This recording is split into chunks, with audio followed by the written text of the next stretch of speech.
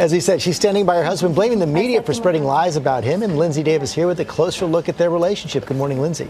Good morning, George. The Republican presidential nominee's wife is now talking candidly in her first interviews in months. And she dismisses the Access Hollywood recording between the former host Billy Bush and her husband as simply boy talk, and says Bush egged Trump on and that what Trump said does not count as sexual assault.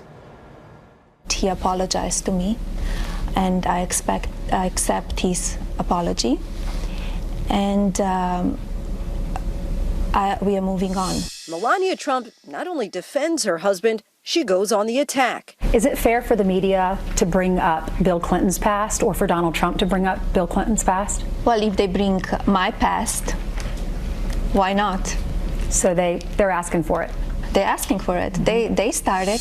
The woman typically known to keep a low profile is no longer shying away from entering the fray. Oh, poor Melania. Don't feel sorry for me. Don't feel sorry for me. I can handle everything.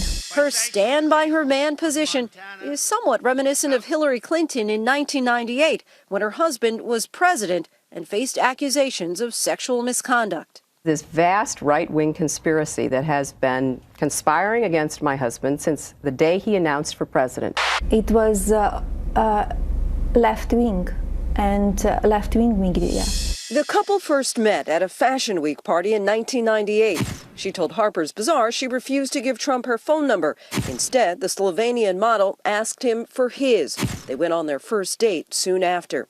In 2005, they were married, and a year later, Melania gave birth to their son, Barron. She's mostly stayed off the campaign trail to raise him until her most maligned appearance at the Republican convention this summer. The only limit to your achievements, the only limit to the height of your achievements is the reach of your dreams and your willingness to work hard for them. Since Speechgate, Melania has stayed out of the limelight.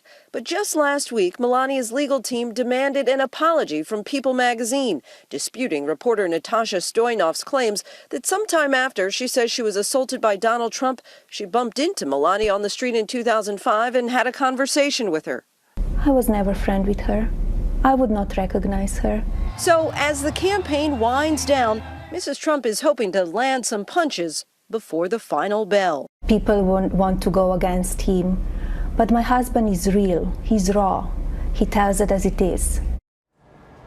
According to the New York Times, Trump's aides urged Melania to show her support for her husband by doing a sit-down interview with Trump, but Melania reportedly did not like that idea. In her interview with Fox News, she is very clear that she is her own woman and no one will make her do anything she doesn't want to do. Robin and George. Okay, Lindsay, thanks very much. Let's bring in Cokie Roberts to talk more about this right now. And Cokie, you know, as Lindsay pointed out in the piece right there, real echoes of Hillary Clinton both in 1998 and 1992. Question today is, how effective was it?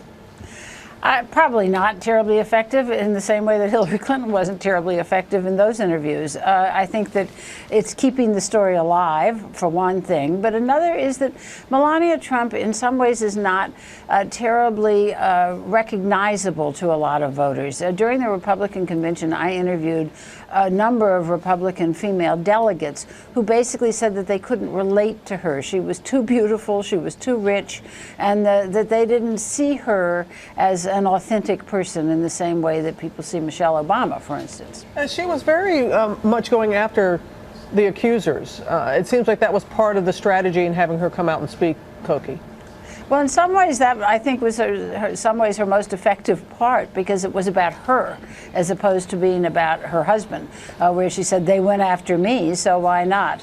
But again, that brings up her past and gives people excuses to put out nude pictures of her, which is not terribly helpful to the campaign. I think the other part you could say would be effective, though, is to see her publicly accepting her husband's apology.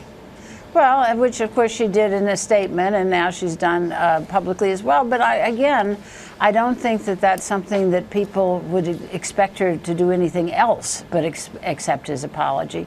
But you know, look, we've been looking at voters who basically say they don't care. We've got a very partisan electorate right now. What I do think might be true is that it might have energized some of Hillary Clinton's voters to say we don't want this man. I know, because Martha Raddatz was here, picking up on what you were just saying there, Koki. Martha Raddatz was here. She spoke to voters who basically said it doesn't matter. It doesn't matter what he did. So is a bigger deal being made out of it than it really is? Well, I think that no, I really don't think so. I think even if it doesn't matter to a lot of voters who are very firmly set in their place, that it has started a national conversation, Robin. True. That women are feeling a little bit empowered by. That they're saying, you know, this is not okay, and there's a whole Twitter site, Not Okay, with thousands of women on it now telling their own stories. So I think this has a life even beyond this campaign. Yeah, the reaction has been extraordinary when you really when you break it down. All right, Koki, thanks so much. Good to be with you.